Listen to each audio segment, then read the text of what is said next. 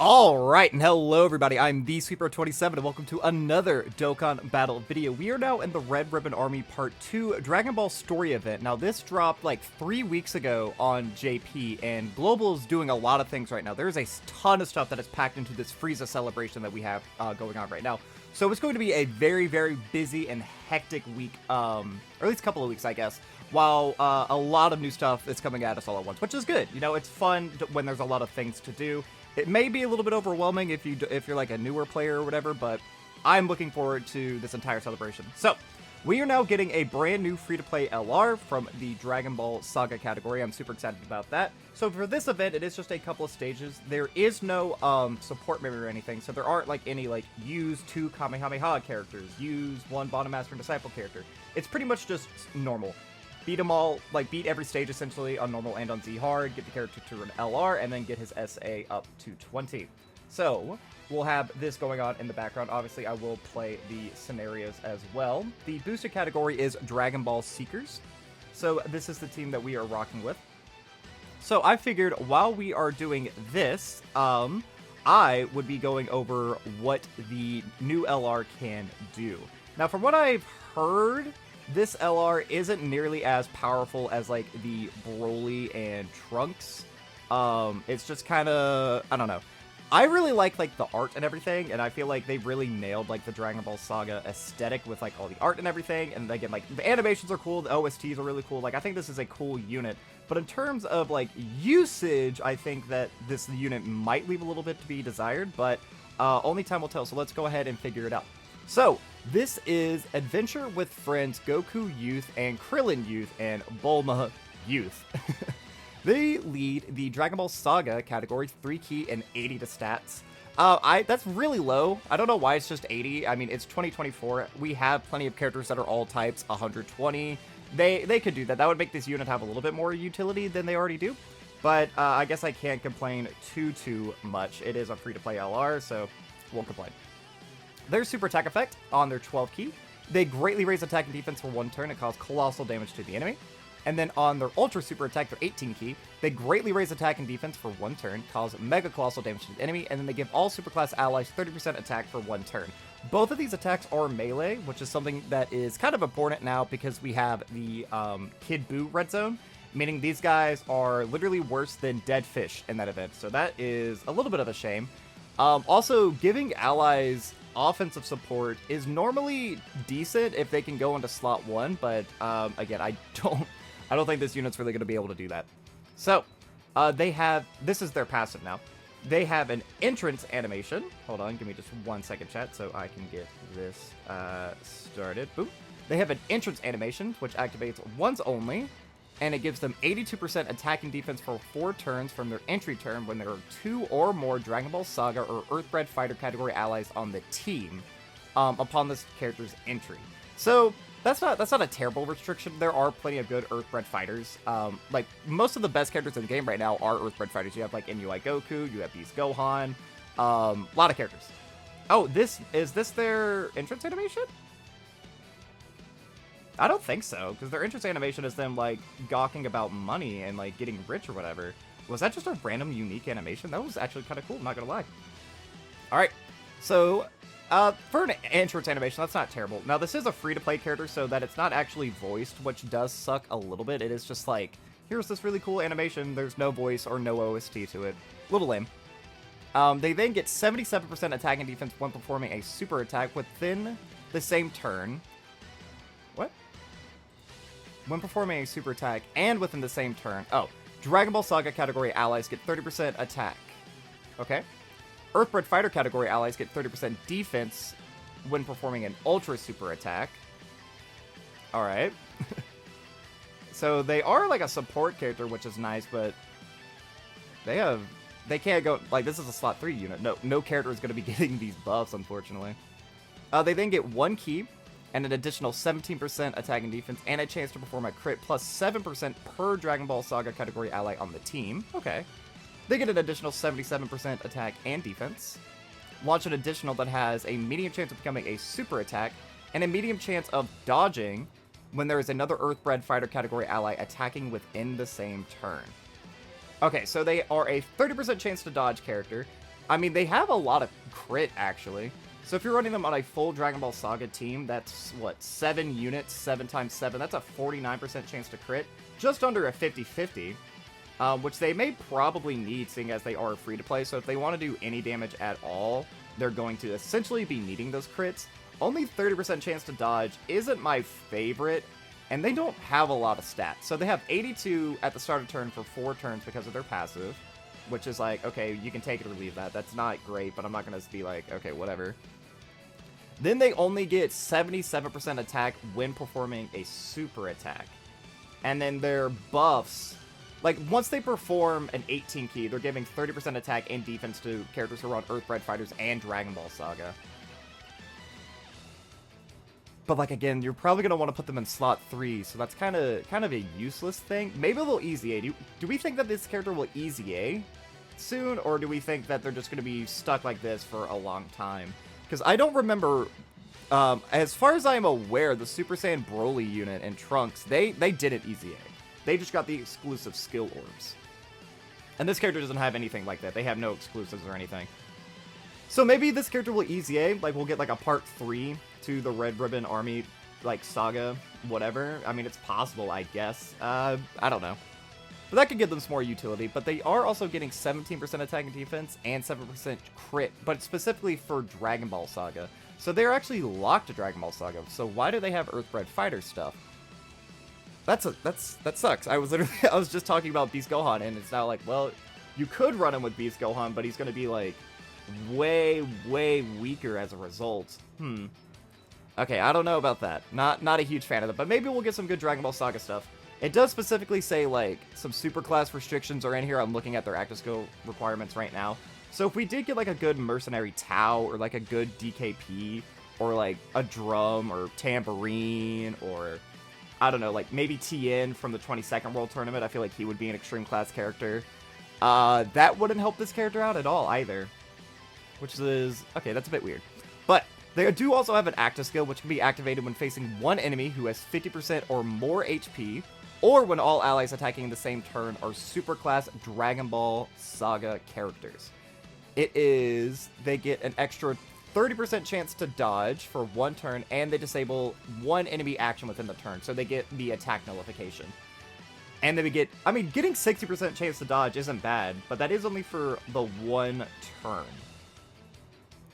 And the rest of the time, they're going to have incredibly low stats, being just a 30% chance to dodge. Yeah, I mean, they are cool, and again, it's a free-to-play. Like, someone who just started playing the game, I feel like there are a lot of, like, free-to-play Dragon Ball Saga characters. There's, like, obviously there was the World Tournament Jackie Chun, there is the, Super Strike Jackie Chun, there is Robo Mercenary Tao. What other free-to-play Dragon Ball Saga characters are there that I can't actually think of any off the top of my head. Oh, wait, there's the Bulmas. There's 2 Bulmas that are free-to-play that you can grind up, the Int and the Tech one, and they're actually pretty decent, not gonna lie. I mean, you could use them in red zones. There is, right there, that was a Kid Goku right there, the one with Arale. Dude, bring back Arale. We need justice for Arale. She needs a Dokkan Fest, bro. They also need to bring back her events, because I don't have those Arale characters, and I would actually really like them, because Arale is super cool. But I don't know if that'll ever happen. But seeing as we actually got them in the Dragon Ball story, that kind of makes me feel like Arale could potentially come back. Maybe it would just be relegated as, like, a free-to-play, and she wouldn't get, like, a DFE. But, like, Android 21 got one, and I doubt anyone thought that she was going to be getting a Dokkan Fest when she did. So, yeah, come on, justice for Arale, because she has that one link, Mechanical Menaces, that literally only one other character has, and it's, like, that Android 16 that just got his sub ECA, and that would be nice. Just throwing that out there. That would also help with the Artificial Lifeform team. But yeah, these guys overall, I feel like potentially they have the ability to cook. They have really cool animations. You could, like, they could benefit free-to-play players, because there is the Arale and Kid Goku unit. There is the Bulma, or Kid Bulma and Kid Goku unit that is, I think you get that from Super Battle Road. I feel like that might not be too difficult for, like, a new player, so, like, it helps. It would help, but, like, this isn't doing anything against Kid Buu. This isn't going to do anything against Gogeta or anything like that. Which is a bit of a shame, because, again, that Trunks and Broly unit, like, they weren't, like, top 10 in the game or anything, but you could run them against Fusion Zamasu, and you could run them against Omega Shenron, and it actually made, like, somewhat of an impact. They were actually, like, relatively decent. But yeah, maybe we can hope out for an EZA, or maybe they'll get some new buffs, because we'll get a lot of, like, really good Dragon Ball Saga characters. So let's really quickly wrap this up by talking about their links. So they have Courage, the Innocence, Endfighter, Guidance of the Dragon Ball, Incredible Adventure, Shattering the Limit, and Legendary Power. Outside of the Dragon Ball Saga links, their links kind of suck. Courage is a Krillin link. I mean, Innocence is like a youth category thing, so that makes sense. Endfighter's not too common. Shattering the Limit is pretty good. And then they're an LR, so they're obviously going to have Legendary Power. And then they are only on a couple of categories: Dragon Ball Seekers, Joined Forces, Youth, DB Saga, and Earthbred Fighters. But again, they are like kind of stuck on, unfortunately, because if it was they got 17% attack and defense per Dragon Ball Saga and Earthbred Fighter category ally, so if a character was on both, they were getting 34 to stats, that would be huge. And then these guys could actually, like, maybe be somewhat decent, because that's a lot of stats that they would be getting. And we could also say that they could get 14% crit if that were the case. I don't know. I feel like this is a character who, like, is already in need of an EZA. And I don't like when they drop characters who are in need of EZAs. But, again, I'm not going to complain too much, because you could make, like, a free-to-play team, and it could work pretty decent.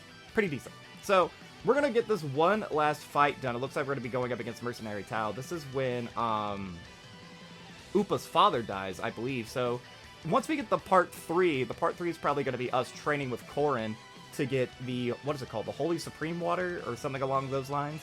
And then we come down and then we beat Tao. So, I don't know. But I really do like Dragon Ball Stories. This is, like, one of my favorite additions that they've done in a long time. Because you get really cool, like, I know I don't do all the support memory stuff. I'm going to be honest, I don't think I have every support memory fully grinded up.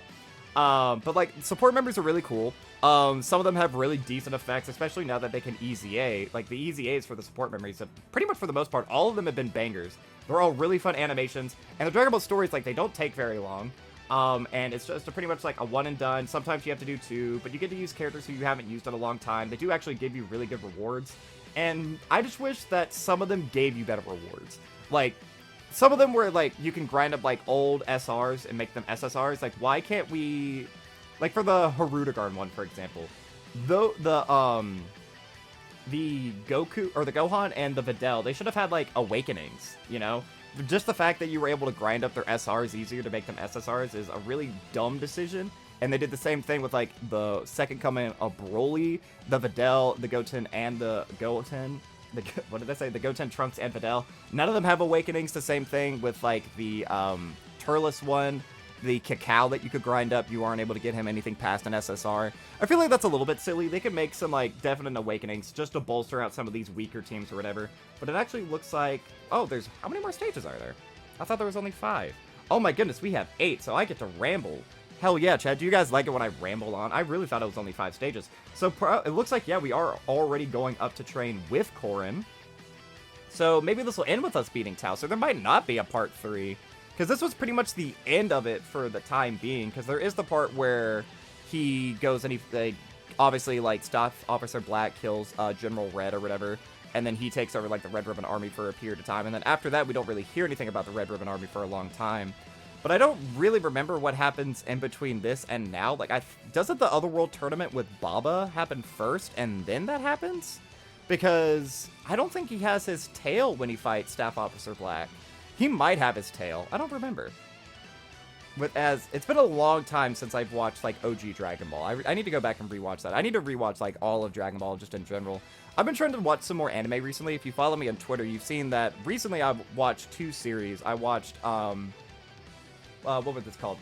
Terror and Resonance. I watched that. That was a really good show, and I actually really recommend that to anyone. If anyone is a fan of, like, short suspense anime, Terror and Resonance is very good. It's like a short version of Death Note. It's not quite as good as Death Note.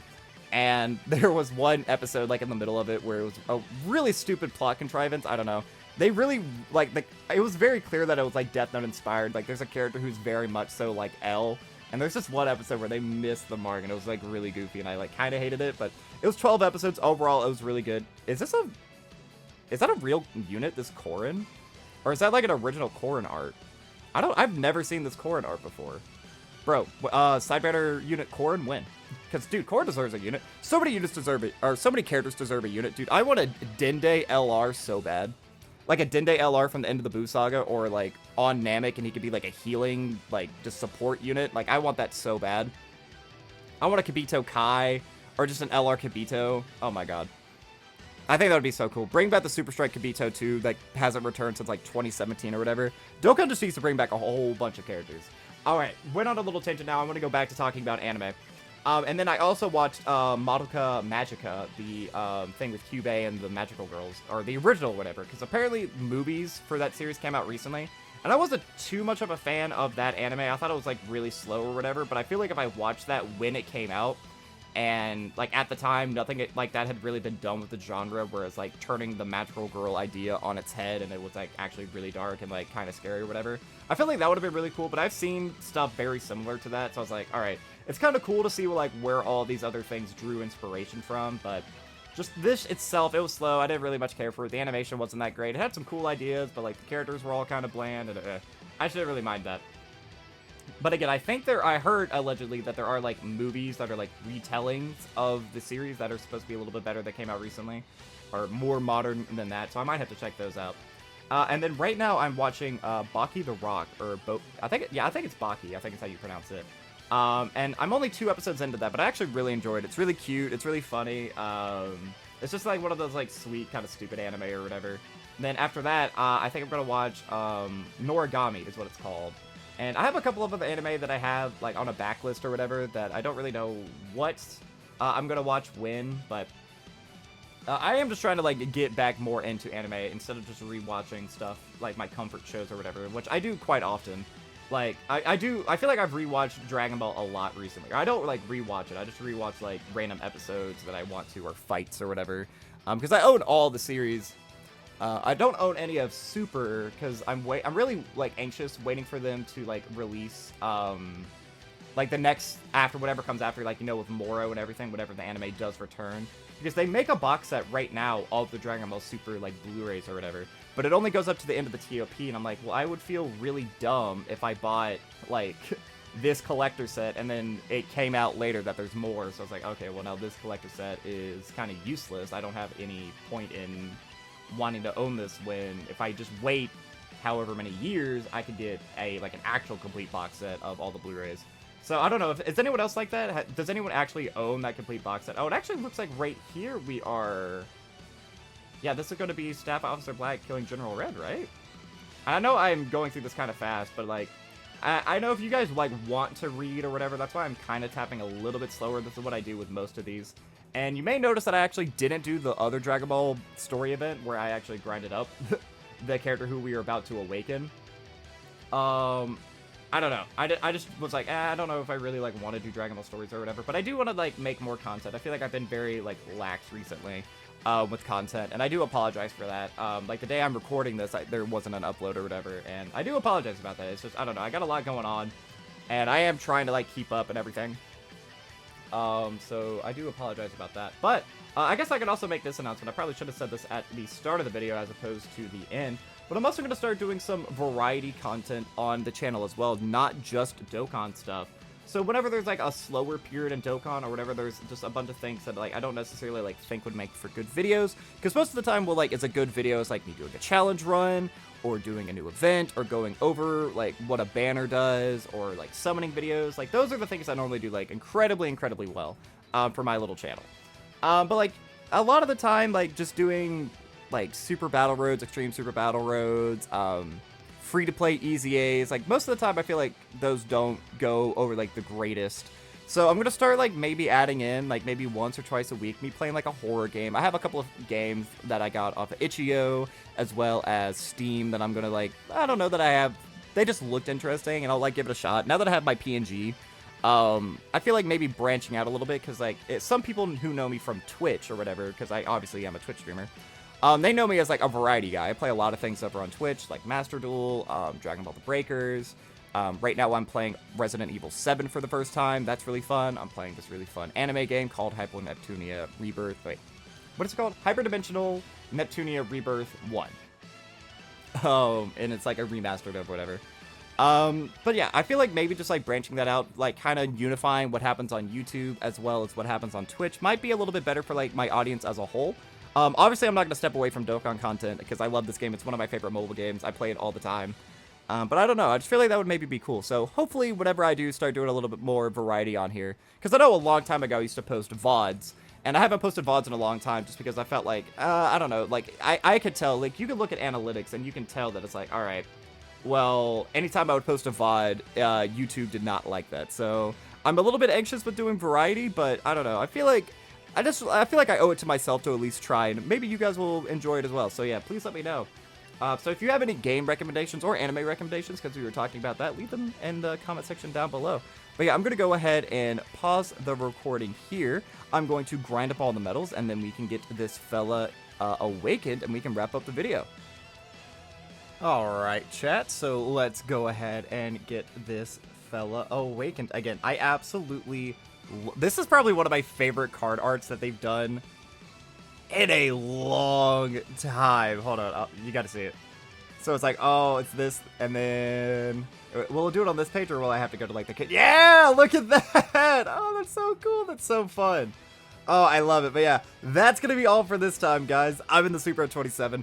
I'm a variety Twitch streamer and an up-and-coming YouTuber trying to make it big in the world. I have a Twitter, a Twitch, a TikTok, and a YouTube, the links to which can all be found in the description of this video. And while you're down there, don't forget to like, subscribe, share me around, and leave me a comment. Again, do you have any video games or anime recommendations that I should check out, whether it be in my personal time or on the channel? And what do you think about this character? Do you think it'll be as good as I was saying? Again, there are, like, some other characters that I feel like could get free-to-play characters, because there is a free-to-play Grandpa Gohan, who I forgot about. He's a Super Strike. I feel like a Neen from the end of Dragon Ball, she could get one, but I don't know if she would be on Dragon Ball Saga or not. I don't think so, because it's no longer Boyhood Saga. But I feel like a Neen could be another character who could be, like, a free-to-play. Chi-Chi could definitely get a free-to-play from, like, the 23rd World Tournament. There are a lot of characters who I feel like could theoretically, that, like, don't have characters that could get characters that would buff this character. Again, Korin, I feel like Korin, he deserves one. Like an Upa and Gohan character, that could be something. We could get a Grandpa Gohan and Gohan, or, oh my goodness, Grandpa Gohan and Goku unit, like, that would be cool. A Master Roshi, like, a OG Turtle School, you know what I mean? Like, this exact thing, just swap out Bulma for Roshi, that would be cool. So many different ideas, but yeah, let me know, just all those things. A bunch of questions I had for you guys. So that way I'll know you're paying attention. Good hook. Alright, but yeah, that will be all for this time, guys. So, as always, I've been the Sweeper27, and I am signing off.